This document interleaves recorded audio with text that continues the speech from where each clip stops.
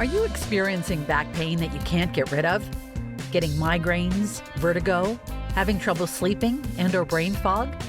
Do you feel like your medical doctor doesn't understand your condition? Blair Chiropractic might be the solution you've been looking for. If you've ever been skeptical about this, the two doctors you're about to listen to were even more skeptical than you were when they looked into chiropractic work. But fear not. Get expert guidance from the blonde and the bald, Doctors Beth Bagley and Frederick Schurger. These two doctors have extensive experience beyond the healthcare realm and bringing unique vision and healing to their patients. What do you have when you get a biological analyst and an engineer together? Find out right here on another episode of The Blonde and the Bald. Welcome your hosts, Doctors Bagley and Schurger.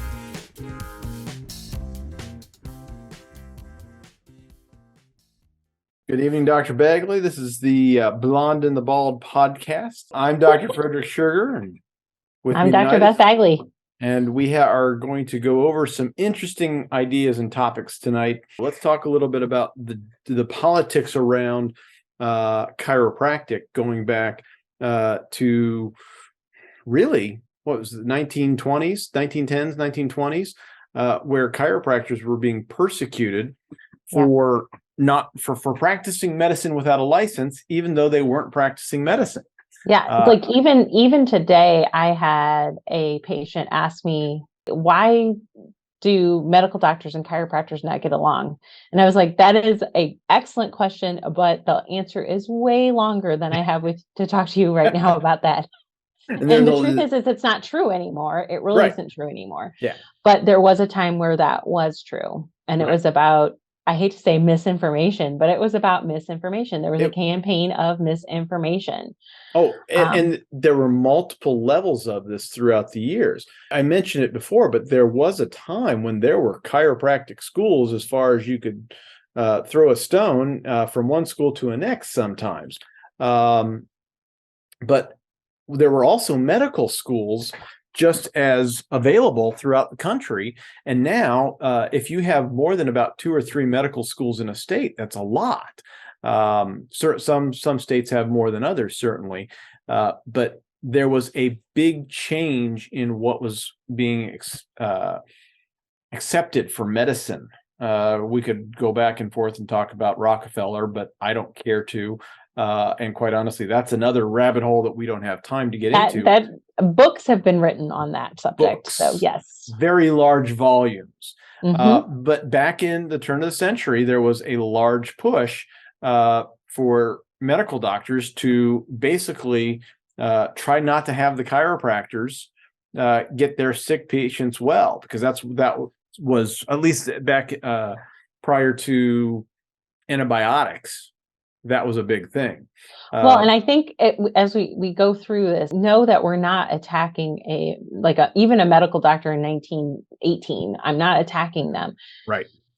This is what they were taught to do. Right. And they were taught to do this in medical school because of the influences of why you were talking about Rockefeller, but influences of, I hate to call it big pharma, but it became big pharma all the way starting back then. So yeah, that's real. And it became a standardization of things. So certainly, we talk about, what's the difference between chiropractic and medicine. Medicine is actually a field of study that is even separate from something like osteopathy, although osteopaths today and medical doctors look very similar in what they're doing. So this continued on, and there was fighting, but it wasn't bad really until about the 1960s, where the American Medical Association actually made a big push to eliminate chiropractic from the landscape. And that's where the schools really did a hard push to basically say, nope, if you're associating with, chiropractic is a cult. Chiropractors are this side of the devil. If you associate with a chiropractor, we're not going to give you your hospital privileges. We're not going to give you, you're not going to have good standing in the community. They would run out the medical doctors who oftentimes were siblings to a chiropractor. Yep. So it was really a big issue. And then as things go, it wasn't a conspiracy theory. It was very real. And we found later, I think the Wilkes suit finally settled. Well, no, it started in the 80s, but it continued into the 90s.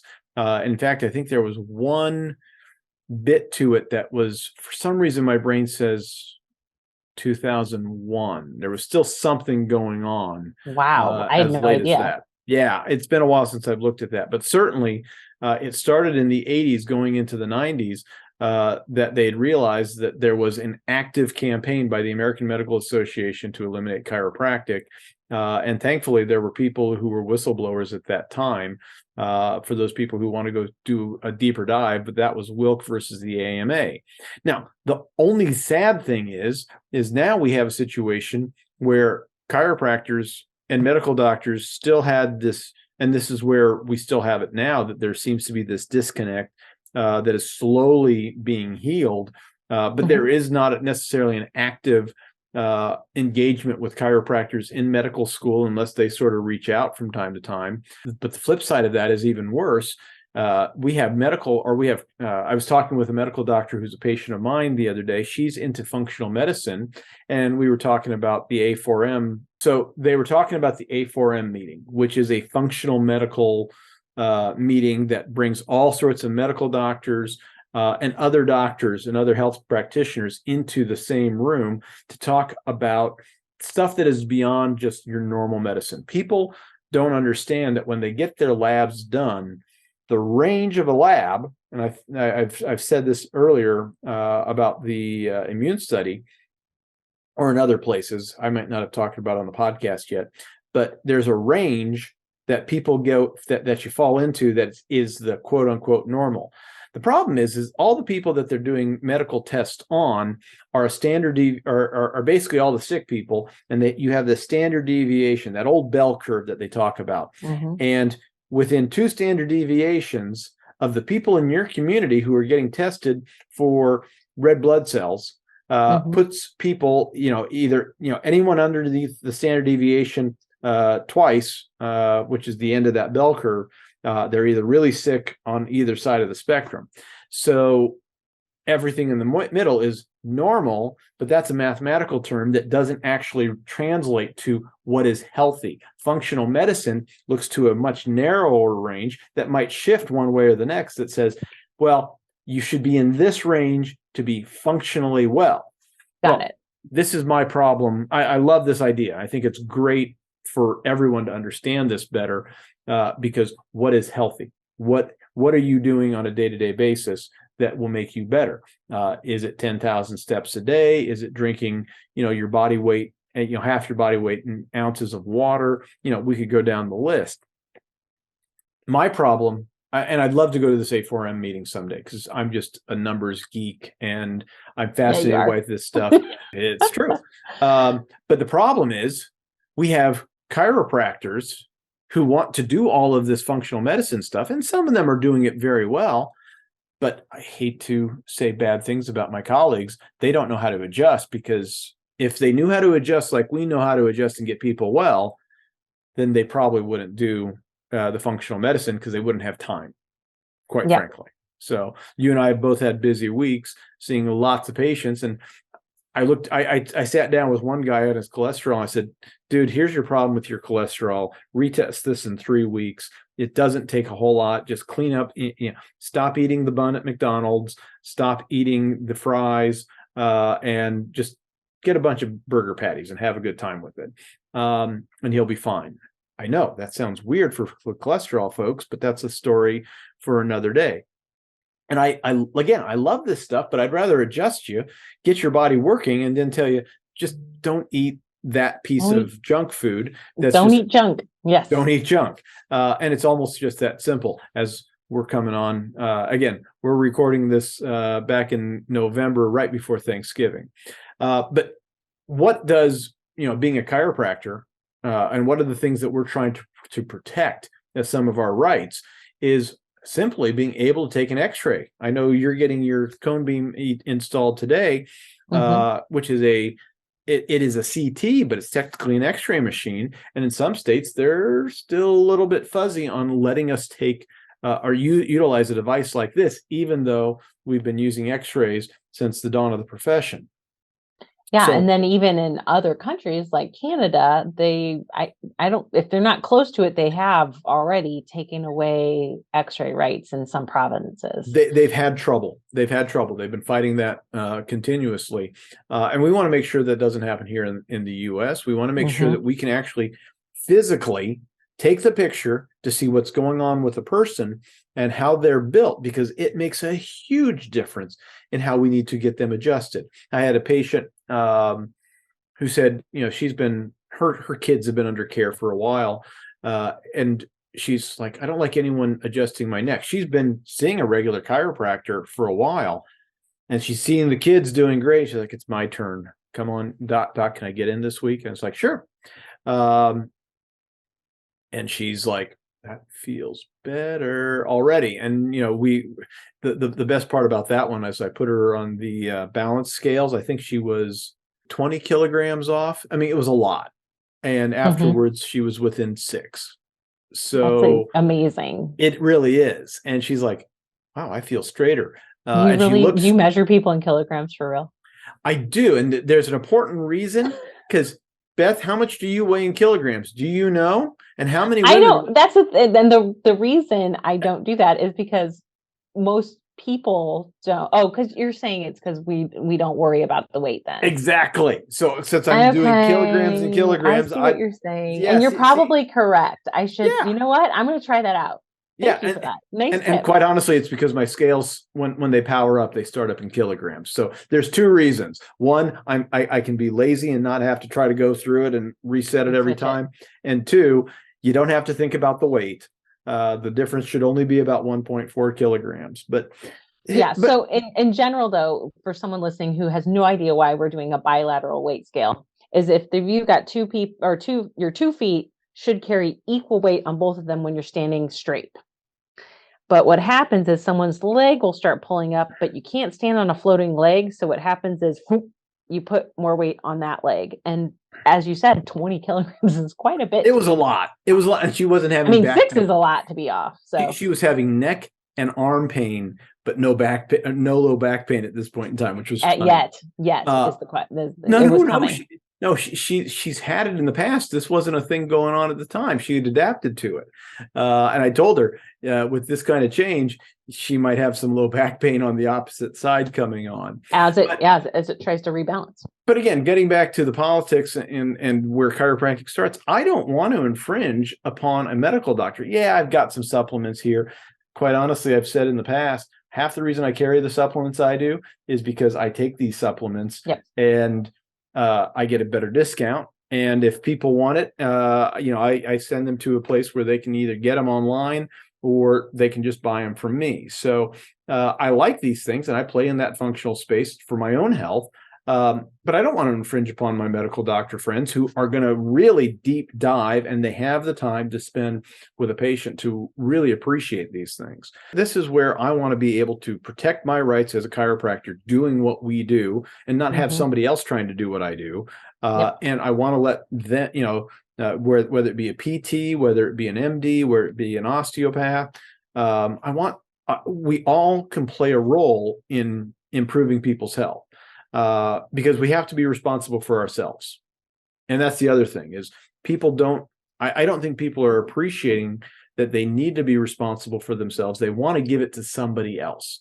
And I was listening to Jordan Peterson and Russell Brand. Great. It was. I watched part of that. I didn't watch the whole thing. The 15-minute video or the clip that I got was really interesting because Jordan Peterson's basically talking about how Moses took the Israelites into the desert in Exodus. And one of the things that his people, the people around him, I think it was his father-in-law actually, noticed how much he was being worn down because all the people were coming to him to solve his problems. And he ended up being effectively a mini Pharaoh in the desert. And what he did is he basically said, you need to make it smaller so that people can solve their problems at a smaller, more centralized level, instead of these hundreds of thousands of people that he'd brought out into the desert, a group of 10 can figure out what they need to do to solve a problem a whole lot better than, anything else. And Jordan goes on to say, what do you need to be responsible? Well, you need to be responsible to your spouse. You need to be responsible and have a job to, make an income, make a healthy wage. You need to take care of yourself. You need to stay healthy and fit as part of this. You need to have a family. You need to engage in your civic organizations, join your business organizations, join a political party. All of these things are very important because, and this was the point that he made that I thought was just amazing. He basically said, and I'm going to quote it from him, every bit of social responsibility you abdicate will be vacuumed up by a narcissistic tyrant. Yeah, exactly. And I heard that and I'm like, oh, I got to go back. And that's where we're at. Very much so. Very much so. And and this becomes a problem with, and people don't appreciate this with their healthcare, but when you abdicate your own health to somebody else, and this is the beautiful thing about us as chiropractors, we will not take responsibility for your health. We will help guide you along this path, but it's not your responsibility to make sure that I'm as healthy as possible. If I show up at your office, for a seminar like what we're going to do this weekend, I might say, hey, check me, adjust me. And then we go down and we eat copious amount of McDonald's. I hate to harp on McDonald's. Maybe I should harp on Arby's. I mean, it doesn't matter. All of this junk food. Oh, wouldn't a Frosty be awesome? No. I can't even imagine. My stomach hurts thinking about it. Oh, I miss them. It's good, but it tastes good in the mouth, but the rest of the body doesn't love it. I've still got at least one Frosty right here. I mean, it's just I've got a couple. But but no, you're totally right. I tell people that I can adjust you. If you have a stomach ache, it might be that your body's out of alignment, or it could be that you eat Doritos all day long. But I can't adjust away the Dorito habit. I just can't do it. Right. So there has to be an aspect of personal responsibility, whether it comes from your healthcare or world. Right. And the worst part is if you get yourself down so far down a path that you have to go down the medical route. And there's a time and a place for it. There is.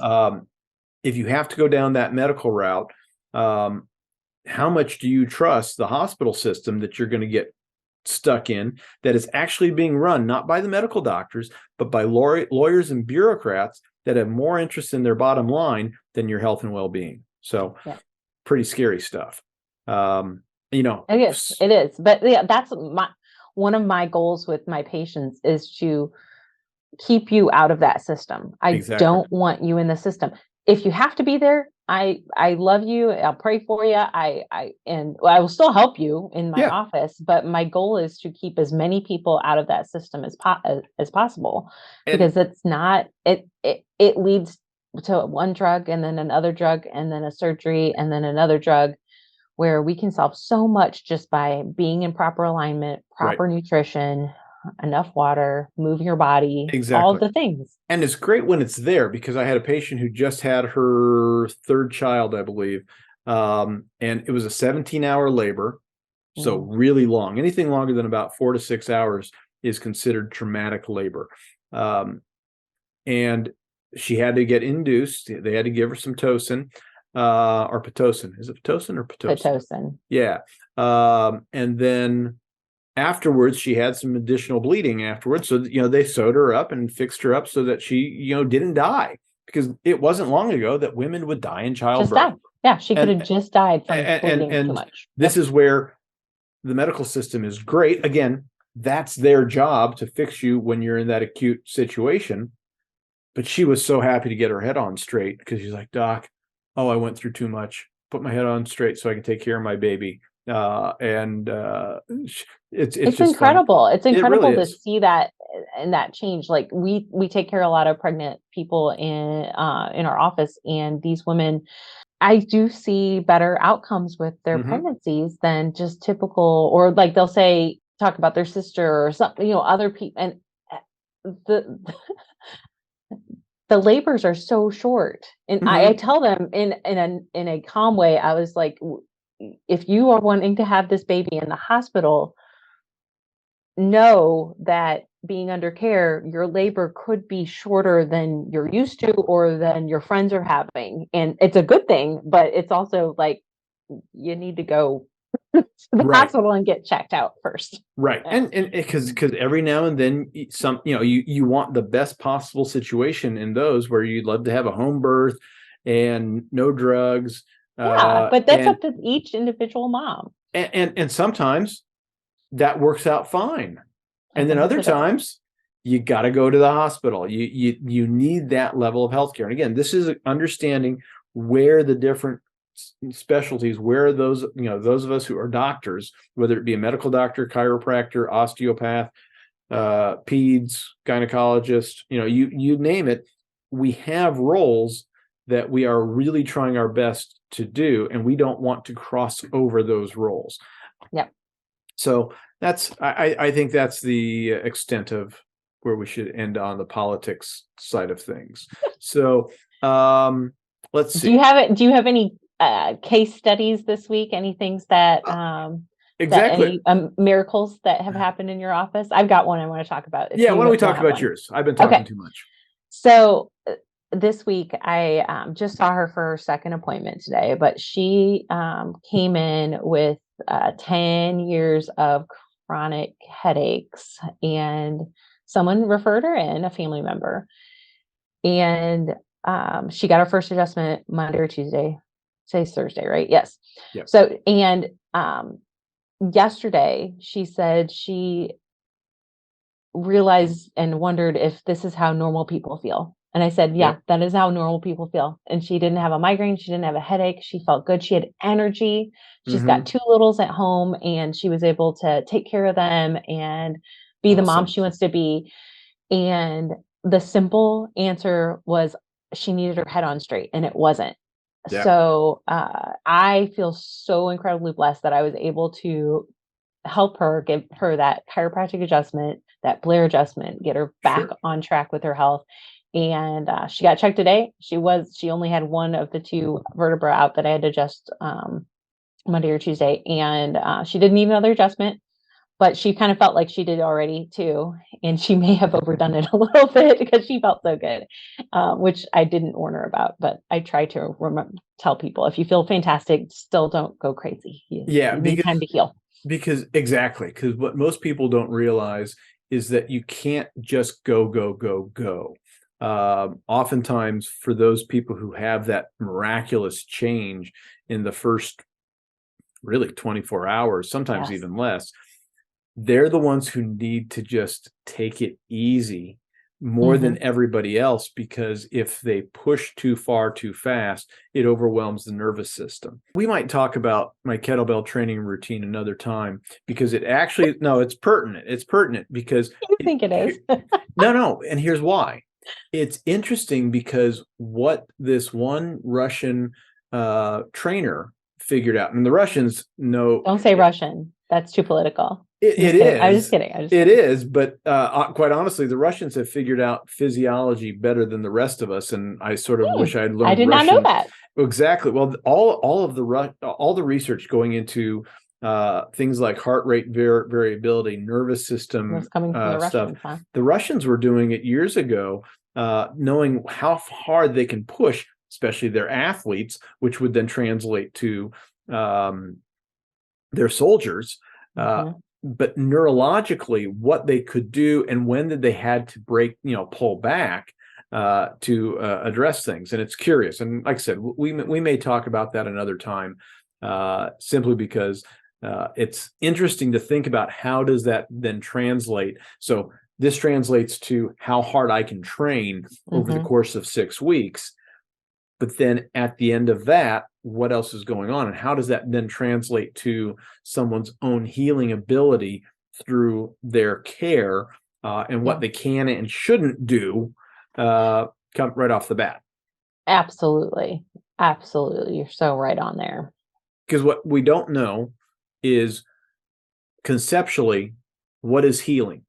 Is it healing of the physical organ, Is it the body as a whole, or how much of it is just the nervous system trying to catch up, trying to fix everything else? So I'm certain we could imagine what's the word I'm looking for? A home renovator being overwhelmed down in Florida with some of those the floods and the hurricanes that have come through, and how hard it was for them to just clean out a house and rebuild it.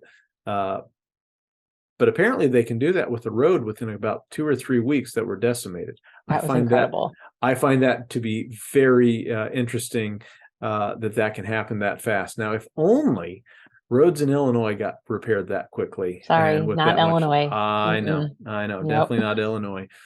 Missouri might have some better roads, but we do.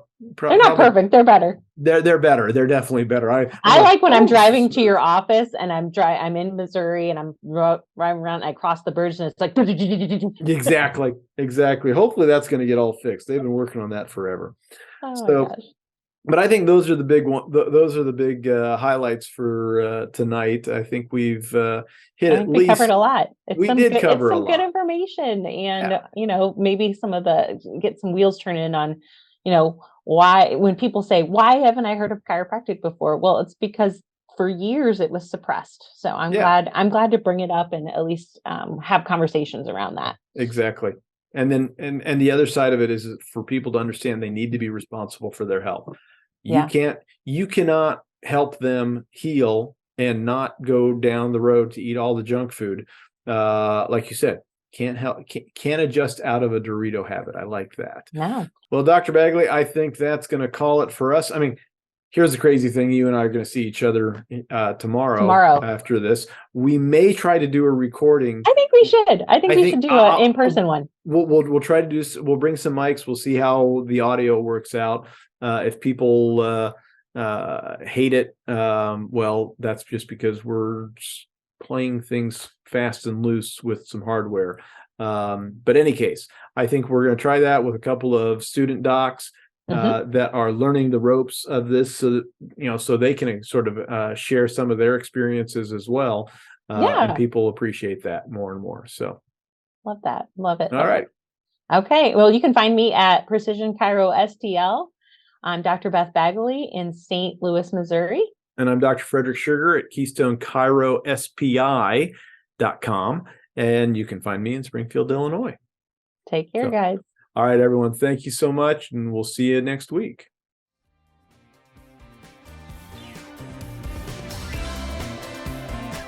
That's all for today's episode of The Blonde and the Bald.